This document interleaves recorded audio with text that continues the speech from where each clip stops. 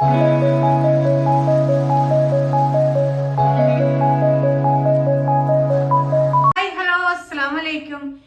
ദിവസത്തിലേക്ക് പ്രിയപ്പെട്ട കൂട്ടുകാർക്ക് എല്ലാവർക്കും സ്വാഗതം. ഇന്ന് പ്രത്യേകിച്ച് തിരക്കൊന്നും ഇല്ലാത്ത ഒരു ദിവസമാണ്, അതായത് സൺഡേ.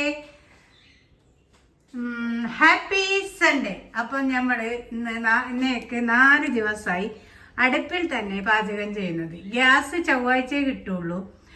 അപ്പം എന്താ പറയാ, അടുപ്പിൽ പാകം ചെയ്ത് 4 ദിവസമായില്ല. അപ്പം നമുക്കിത് ഒരു ഈസിയായി. പിന്നെ അടുപ്പിലുണ്ടാക്കിയ രുചിയും ഗ്യാസിലും ഉണ്ടാക്കിയ രുചിയും ഇപ്പം നമ്മൾ തിരിച്ചറിഞ്ഞു. അങ്ങനെ നമ്മൾ പഴമയിലേക്ക് തിരിച്ചു പോയി ഗൈസ്. ഇനി ഗ്യാസ് കൊണ്ടുവന്നാലും ഇടയ്ക്കൊക്കെ അടുപ്പിൽ തന്നെയാണ് പാകം ചെയ്യാമെന്ന് വിചാരിക്കുന്നത്. അപ്പൊ നമുക്കിന്ന് പുട്ടും നമ്മുടെ നല്ല അടിപൊളി മത്തിക്കറിയുമാണ്. ദയണ്ടേ, പുട്ടിന്റെ ചെമ്പ് അടുപ്പിൽ ഇറങ്ങിയിരുന്നിട്ടുണ്ട്. അതായത് നിങ്ങൾ ഓർക്കും ഇതെങ്ങനെ കഴുകി വൃത്തിയാക്കും, അതെല്ലാം ഈസി ആയിട്ട് വൃത്തിയാവും. സ്റ്റീലാണ്, ഇതുവരെ അടുപ്പിൽ വെച്ചിട്ടില്ല. നമുക്ക് പുട്ടുണ്ടാക്കാം. അങ്ങനെ ഇതേ ഞാനിവിടെ പുട്ട് നിറച്ച് വെച്ച് കൊടുത്തിട്ടുണ്ട്. പുട്ടിന്റെ കൈയൊന്നും കത്താതിരുന്ന ഭാഗ്യമായിരുന്നു. കത്തൂരാതൊന്ന് പ്രതീക്ഷിക്കാം. അങ്ങനെ ഇനി നമുക്ക് മത്തിക്കറി ഉണ്ടാക്കണം. എന്താ പറയാ, അടുപ്പിൽ നിന്ന് ഉണ്ടാക്കിയതും ഗ്യാസിൽ നിന്ന് ഉണ്ടാക്കിയതും ടേസ്റ്റ് വ്യത്യാസമാണ്. അടുപ്പിൽ നിന്ന് ഉണ്ടാക്കിയ ഒരുപാട് രുചിയാണ് എൻ്റെ സാറേ, പറയാൻ പറ്റൂല കേട്ടോ. നമ്മൾ പിന്നാന്ന് ഇപ്പോഴല്ലേ കുക്കറിൽ വെച്ചാലേ പിന്നെ ബീഫ് വേവത്തുള്ളൂ, കടല വേവത്തുള്ളൂ എന്നൊക്കെ പറയുന്നത്. അപ്പൊ നമ്മൾ പിന്നാന്ന് ചട്ടിയിൽ ബീഫ് വെച്ചു. എത്ര പെട്ടെന്നാ വെന്ത് കിട്ടിയെന്നറിയോ. നല്ല രുചിയുമായിരുന്നു, അടിപൊളി രുചിയായിരുന്നു. അപ്പൊ നമുക്ക് മത്തിക്കറി റെഡിയാക്കാം. പിന്നെ നമ്മുടെ ഈ അടുപ്പ് തീ പിടിച്ചു കിട്ടാൻ കുറച്ച് പ്രയാസമാണ്. പിടിച്ചു കിട്ടിയാൽ പെട്ടെന്നെല്ലാം റെഡിയാവും. അതായത് ഇവിടെ ചോറ് വെച്ചിട്ട് ചോറൊന്ന് നല്ല പോലെ തിളച്ചതിന് ശേഷം ഇപ്പുറം എടുത്ത് മാറ്റുക. അതുപോലെ ചൂടുവെള്ളം ഇതിൻ്റെ ഇപ്പുറവും വെക്കുക. അപ്പം എല്ലാം പെട്ടെന്ന് റെഡിയാവും. പിന്നെ ഉമ്മ 4 മണിക്ക് തഹജ്ജുദ് നിസ്കരിക്കാൻ എഴുന്നേറ്റാൽ അടുപ്പിൽ തീ ആക്കും. അങ്ങനെ നമ്മുടെ പുട്ട് ദേ ഇവിടെ റെഡിയായി. ഇനി നമുക്ക് കറി തിളക്കുന്നുണ്ടോ നോക്കാം. ദേ കറി അങ്ങനെ നല്ല പോലെ തിളക്കുന്നുണ്ട്. ഇനി നമുക്ക് മീനിട്ട് കൊടുക്കാം. മീൻ ഞാൻ നല്ല പോലെ കഴുകി വൃത്തിയാക്കി ഉപ്പെല്ലാം മിക്സ് ചെയ്ത് വെച്ചതാണ്. നമ്മൾ ഫ്രഷ് മത്തി. അപ്പം മത്തിയും ഇട്ട് കൊടുത്തു. ഇനി നല്ല പോലെ വെട്ടി തിളച്ച് വെന്തതിൻ്റെ ശേഷം നമുക്ക് ഇറക്കി വെക്കാം. നമ്മുടെ പുട്ടും ചെമ്പിന്റെ കോലം കണ്ടോ ഗൈസ്. എന്നാലും ഞാൻ ഉദ്ദേശിച്ചതുപോലെ അങ്ങനെ കരി പിടിച്ചിട്ടൊന്നുമില്ല. ഇത് നമുക്ക് ജസ്റ്റ് 2 മിനിറ്റ് അങ്ങെന്താ പറയാ, സോപ്പും മറ്റേ സ്റ്റീലിന്റെ സ്ക്രബില്ലേ അതിട്ടിട്ട് തേച്ച് ചെയ്യാൽ പെട്ടെന്ന് പോകും. പിന്നെ ഇതൊക്കെ ഇവിടെ 2 ഫ്ലാസ്ക് ഞാൻ എടുത്ത് വെച്ചിട്ടുണ്ട്.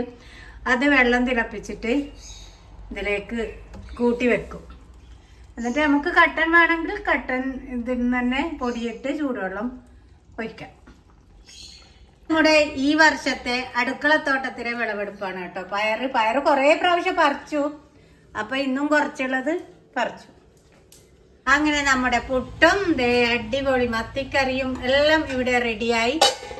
ഇനി നമുക്ക് ഫ്ലാസ്കില് 2 ഫ്ലാസ്കിലും വെള്ളം കൂട്ടി വെച്ചു. എന്നിട്ട് വീണ്ടും അടുപ്പില് 2 പാത്രത്തിൽ വെള്ളം വെച്ചു.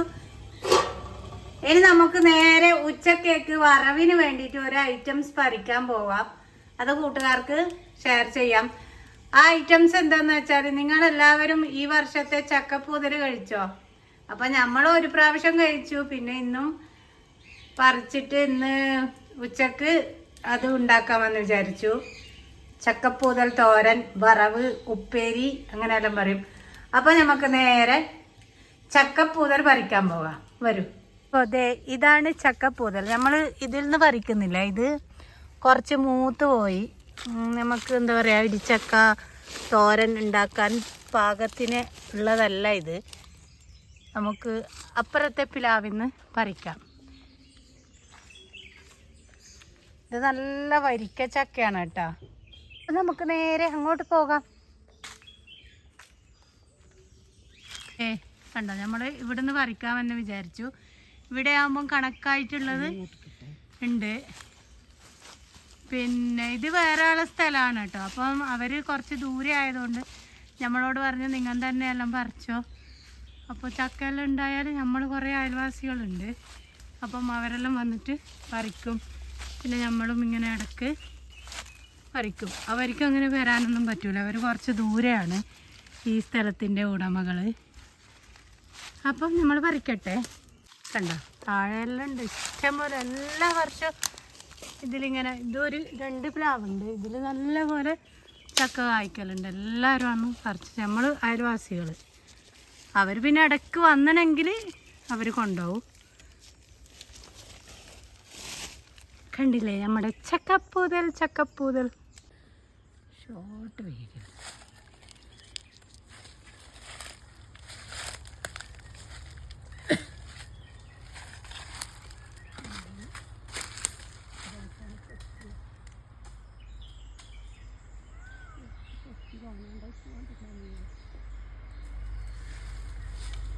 ആമിക്കൾ വന്നുണ്ട്. അങ്ങ് മുകളിൽ നിന്ന് തൊട്ട് താഴെ വരെ മാഷാ അല്ലാ. കണ്ടില്ലേ? അപ്പോൾ അതെ ഇത്രയും ചക്ക പറിച്ചു. ചക്കപ്പൂതൽ ഇടിച്ചക്ക എന്താ കരിഞ്ച് ഞമ്മളെ കാണാനിട്ട് വന്നിട്ടുണ്ട്. മിന്ന ബാടി ഞമ്മളെവിടെയും പോയിട്ടില്ലപ്പാ, ഇവിടെ തന്നെ ഉണ്ടപ്പാ.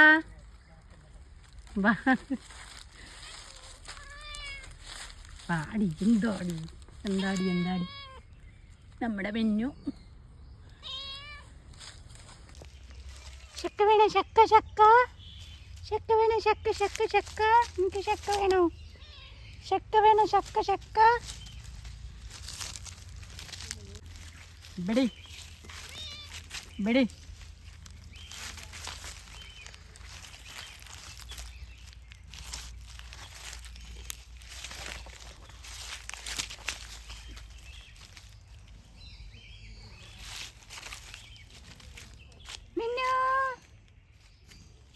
ഇതേ നമ്മൾ ചക്കപ്പൂതലൊക്കെ കൊണ്ടുവന്നു ഗൈസ്.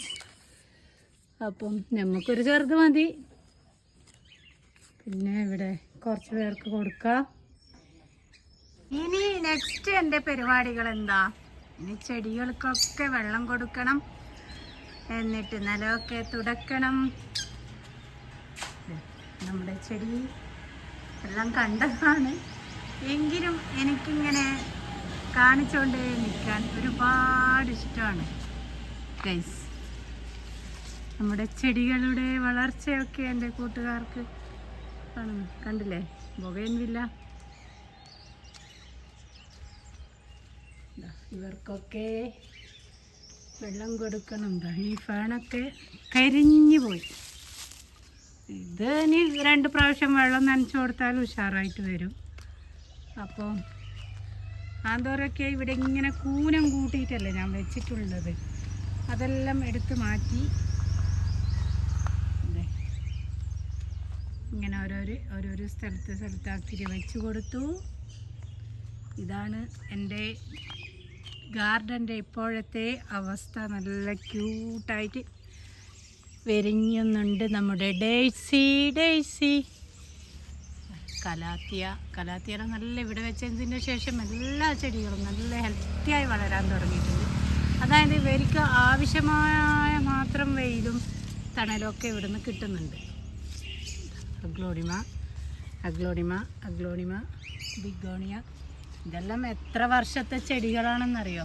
ഈ വീഡിയോ കുറച്ച് ലെങ്തി ആയിരിക്കും കേട്ടോ, എന്നാലും ആരും സ്കിപ്പ് ചെയ്യണ്ട, എല്ലാവരും സ്കിപ്പ് ചെയ്യാതെ തന്നെ കാണാം.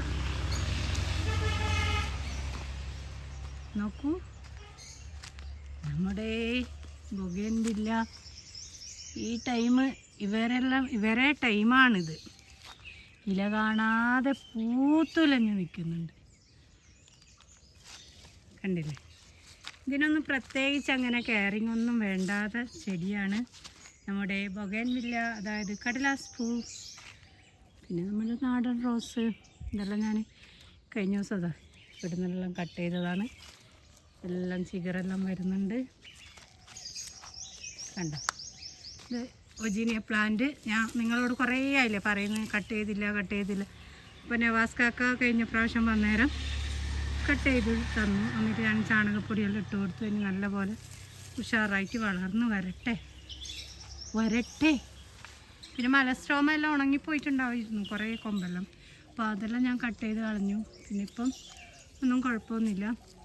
ഇതിൻ്റെ മെയിനായിട്ട് ശത്രു ആരാണെന്നറിയോ? നമ്മുടെ ഓന്താണിതാ. ഓന്താ ഇങ്ങനെ നീര് കുടിച്ചിട്ടെല്ലാം പൊട്ടിച്ചിട്ടിടും. എല്ലാം കൊണ്ടും ശല്യം തന്നെ. പിന്നെ ഇതേ നമ്മുടെ ബട്ടൺ റോസ് കണ്ടില്ലേ? ഞാനിതിന് കൊടുക്കുന്ന ഫെർട്ടിലൈസറെല്ലാം കൂട്ടുകാർ കണ്ടിട്ടുണ്ടല്ലോ. നോക്കിക്കേ, റോസെല്ലാം അടിപൊളിയായിട്ടുണ്ട്. ഞാൻ ചട്ടിയിൽ നിന്ന് മാറ്റിയിട്ട് എല്ലാം നിലത്ത് മണ്ണിൽ തന്നെ നട്ടു. അപ്പോഴാണ് ഇതുപോലെ അടിപൊളിയായിട്ട് വിരിയാൻ തുടങ്ങിയതും. നല്ല ഹെൽത്തിയായ ഇലയും തണ്ടും എല്ലാം. ഇതാ ബ്ലീഡിങ് ഹാർട്ട് കുറേ വിരിഞ്ഞു. പൂക്കൾ ഇതാ 2 കളറുണ്ട്. ഇതൊരു കളറ്, പിന്നെ വൈറ്റും റെഡും. നല്ല ഭംഗിയില്ല കാണാൻ. ഇത് അതിൻ്റെ ഇളം തണ്ട് കട്ട് ചെയ്തിട്ട് ഞാൻ അതിൽ വെച്ച് കൊടുത്തു. പിന്നെ ഇത് റോസ്, നമ്മുടെ ഓർക്കിഡ്, വെറൈറ്റി ഓർക്കിഡ്, പിന്നെ മണിമുല്ല. അപ്പോൾ ഇനി നേരെ മറ്റ് പരിപാടികളിലേക്ക്. റോസ് നോക്കിക്കേ, അടിപൊളിയായിട്ടില്ലേ? ഇങ്ങോട്ട് ഇറങ്ങി വരുന്നത് എന്താണെന്നറിയോ? നമ്മുടെ ഓറഞ്ച് കളർ ബൊഗൈൻവില്ല നിങ്ങൾക്ക് കാണണ്ടേ? നോക്കിക്കോ. ഇതിനൊന്നും ഒരു കെയറിങ്ങും കൊടുക്കാറില്ല ഞാൻ. വെള്ളം വരെ അങ്ങനെ നനച്ച് കൊടുക്കാറില്ല. നല്ല വെയിലുണ്ടാകുമ്പോൾ മാത്രം വെള്ളം നനച്ച് കൊടുക്കും. ഇനി ഇതിൽ നിന്നെല്ലാം കട്ട് ചെയ്തിട്ട് പോട്ടിലാക്കി വെക്കുന്നത് മാവിൻ്റെ മുകളിലേക്ക് കയറിയിട്ടുണ്ട്. അപ്പോൾ എന്താ പറയുക, ഇന്നത്തെ വീഡിയോ ഇത്രയേ ഉള്ളൂ. കൂട്ടുകാർക്ക് എല്ലാവർക്കും ഇഷ്ടപ്പെടുവാണെങ്കിൽ തീർച്ചയായും ലൈക്ക് ചെയ്യുക, ഷെയർ ചെയ്യുക, ഒപ്പം ചാനലൊന്ന് സബ്സ്ക്രൈബ് ചെയ്ത് സപ്പോർട്ട് ചെയ്യാൻ മറക്കല്ലേ. വീണ്ടും ഇതുപോലെ നല്ലൊരു സൺഡേ ആയിട്ട് ഞാൻ വരാം. ഇടയ്ക്ക് വീഡിയോ എടുക്കാൻ ടൈം കിട്ടിയില്ലെങ്കിൽ എന്നും വരും. പക്ഷേ ടൈം കിട്ടാറില്ല ഗൈസ്. അപ്പോൾ ഓക്കെ, ബൈ.